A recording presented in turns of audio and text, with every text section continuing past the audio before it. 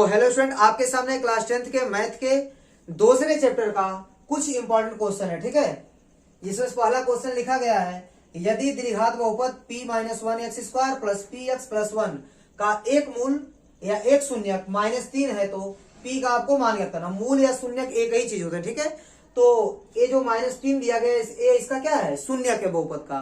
मतलब जो शून्यक होता है उसको यदि आप चर के जगह पर रखेंगे, यहाँ पर चर क्या है, यक्स है, उसके जगह पर रखेंगे तो पूरा का पूरा बहुपद का मान क्या हो जाएगा, शून्य हो जाएगा। तो यहाँ लिखिए, यहाँ लिखेंगे चूंकि -3 आपका क्या है, p minus one x square plus P x plus one का एक शून्यक है। क्या है, शून्यक है। तो जब यह आपका शून्यक है तो यहाँ रखिए एक्स की जगह पर p माइनस वन और x का मान -3 का स्क्वायर p -3 प्लस वन बराबर 0। मतलब x की जगह पर -3 रखेंगे तो मान क्या हो जाएगा बहुपद का, 0 हो जाएगा। तो ये हो गया आपका p माइनस वन और -3 का स्क्वायर क्या होगा, +9 होगा, क्योंकि माइनस का स्क्वायर प्लस होगा, 3 का स्क्वायर 9 हो जाएगा और प्लस माइनस का गुणा हो जाएगा -3p। क्या हो जाएगा, 3p प्लस 1 इक्वल टू 0। 9 का गुणा कीजिए इसमें, 9p minus 9 minus 3p plus 1 equal to 0। अब कितना आएगा, 9p में से 3p जाएगा तो कितना बचेगा, 6p माइनस 9 प्लस 1 है तो -8 आएगा बराबर 0।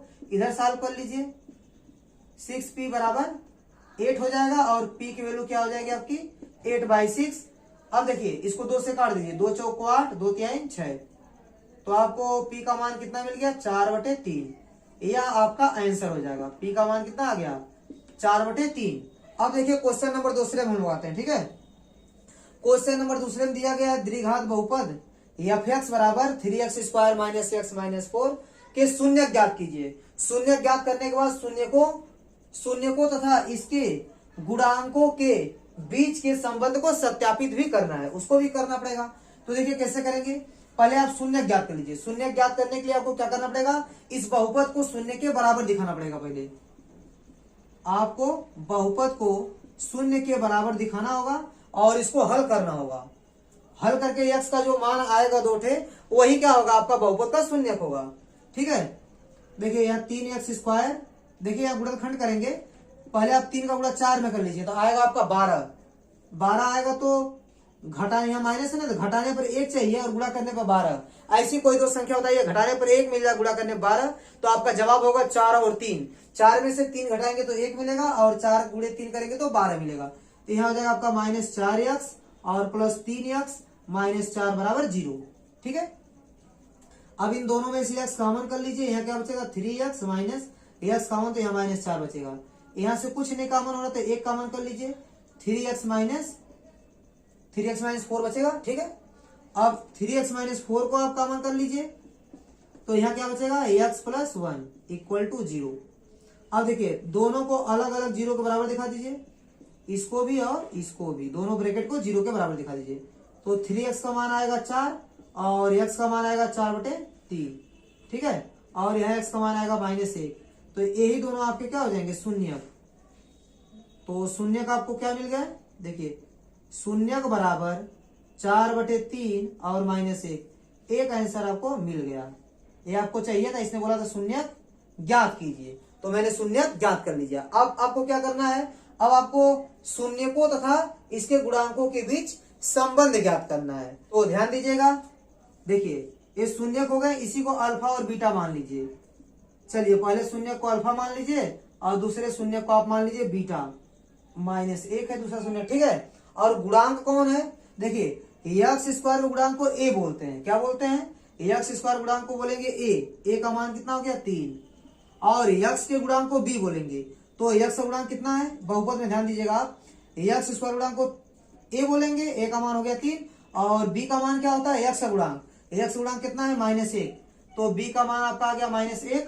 और अचर पद जिसमें x नहीं होता है, वो अचर पद को हम लोग c बोलेंगे। क्या बोलेंगे, c।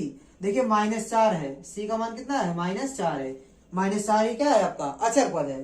तो a हो गया गुणांक, a b c आपका क्या हो गया, गुणांक हो गया। अल्फा बीटा आपका क्या हो गया, शून्यक।